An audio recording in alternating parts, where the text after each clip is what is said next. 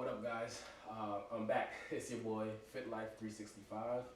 I know it's been a minute since I posted a video, but life been life, right? If that makes sense to you. But today I want to talk about Rad 140.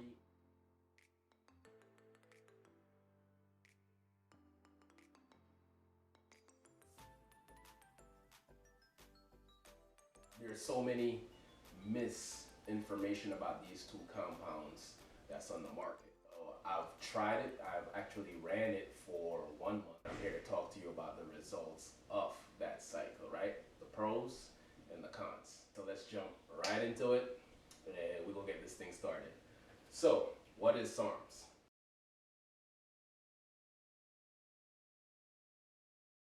SARMS is selective androgen receptor module, right? So you might be saying, what's that, right? So it's basically an alternative for steroid. Heavyweight! Yeah, buddy! Steroid has a lot of negative stigma about it.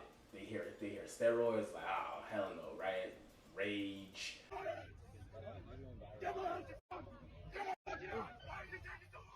Right? Diabetes, blood pressure. What do you got? Why complex tachycardia? You diagnosed A whole lot of things that go along with taking steroids. But let's talk more about my experience running Rad 140. I ran it for 1 month from October to November. Getting on SARM, I was a little bit skeptical because everything I've been hearing is kind of like, it's misinformation, right? Some people got really good benefits from running SARM and some people got really bad benefits from running SARM, right? At the end of the day, it all comes down to your genetics, right? Jim Bro might take SARM and have the best result from it, while you take it and you have the worst result from SARM. Before I did SARM, I actually did some blood work, right? And I have it right here, right? Basically, I'll show this to you guys so you can see that I'm not BSing, right? This is real. I actually did the blood work. So I did a blood work before and after I took SARM. Then I recently just did a blood work as well to see where my level is at after I did the post-cycle therapy. Getting on SARM. Taking it, I basically used it before my workouts. Different information out there might say, hey, use it first thing in the morning or after your workouts, right?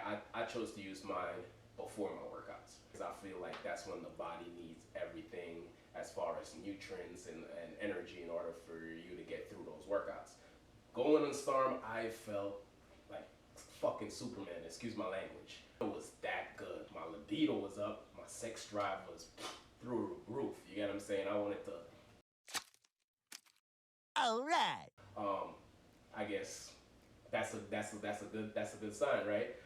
Strength, increased strength. I went from struggling with 275 to pushing 315 for 8-9 reps like it was nothing, right? So my body obviously, well, I thought in my head that it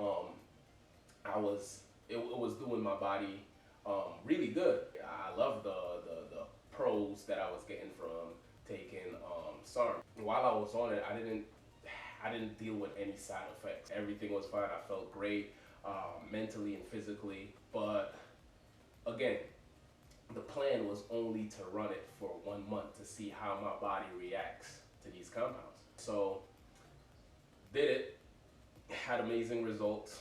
While I was in it, I did the blood work after. I noticed that while I was on SARMs, my levels, right? So creatinine content in my body was high. And usually that's a sign of kidney failure or pre-kidney failure, right? You heading into that direction. I was taking supplements, and so I think that's the main reason why I was high. While I was on SARM, my cholesterol went through the roof. And again, like I said, I felt amazing. I did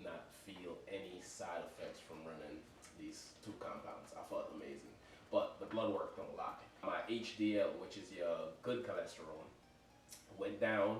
My LDL went up. That's your bad cholesterol. My testosterone went from 593 to 238. So for a lot of you guys out there that think that, oh, I'm gonna take SARM because it doesn't suppress your natural testosterone like steroid does, I got news for you, buddy. It actually does. Right? Well, speaking for myself, right, based on my results, it actually does. Like I said, my testosterone went from 593 to 238. That's not good, right? That's really, really bad. Another thing that happened was my SHBG, right? That's responsible for your mood as far as wanting to have sex and, you know, a plethora of other things. It went from 45.1 to 10.1. It basically took that shit to the floor. You get what I'm saying? So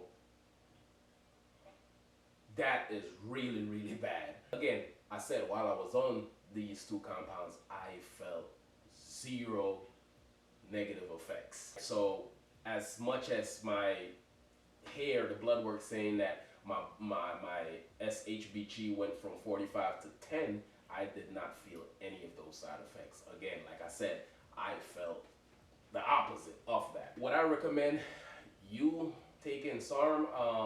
No, I would not recommend taking SARM. Would I ever do SARM again?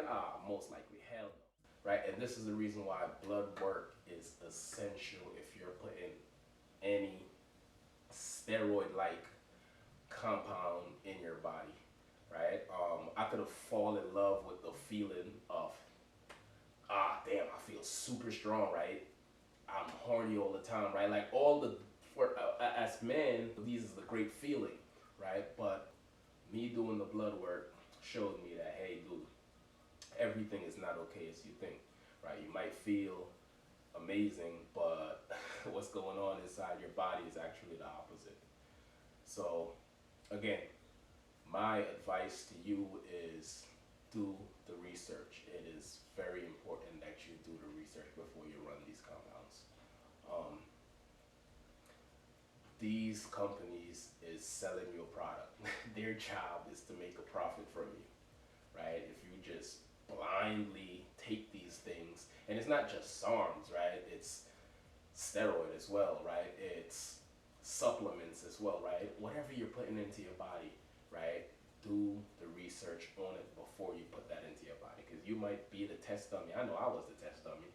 You get what I'm saying? So I'm here trying to put this information out to you guys so you guys don't have to make the same mistakes that I've made, right? Curiosity got the best of me. That's the reason why I ran SARMs, right? I didn't want to do steroids, right? Because of all the negative connotation that comes with being on steroid, right? So I thought me doing SARM would have been I'd got a better result from running SARMs, and basically I did not.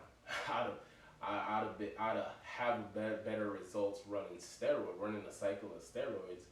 You get what I'm saying? Because I'd have had the muscle gains probably 2-3 times, right, than the muscle gain that I got from running SARM for that short period of time. Again, that's what I wanted to talk to you guys about. And yeah, be careful, man. Be real careful before you decide that, hey, I'm going to jump on SARMs or I'm going to cycle any of these compounds, right? Do the research. I can't stress that enough. I can't emphasize that enough. Do the research on these compounds before you take them, and do blood work. Blood work is essential, right? You have to do blood work before, during, and after, right? Because again, everyone's genetic is different. Jim Bro might be on SARM for a month, 2 months, and have nothing but great result. Nothing wrong with his blood work. Everything comes back normal. You might do it, and yeah, you get the opposite, right? And you might be like, how it works for him and it doesn't work for me, right? Everyone's genetic is different. That's what makes us different, our genetics, right? So wanted to put this out to you guys about my experience. Again, I wouldn't recommend taking it.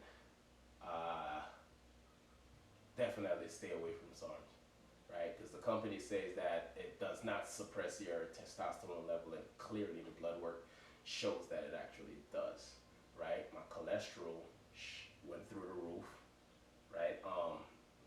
My SHBG basically hit the floor, right? So it's the opposite of what they're putting out to you, right? So do the research. It's very important that you do that, and you decide what you want to do based on those research that you've concluded.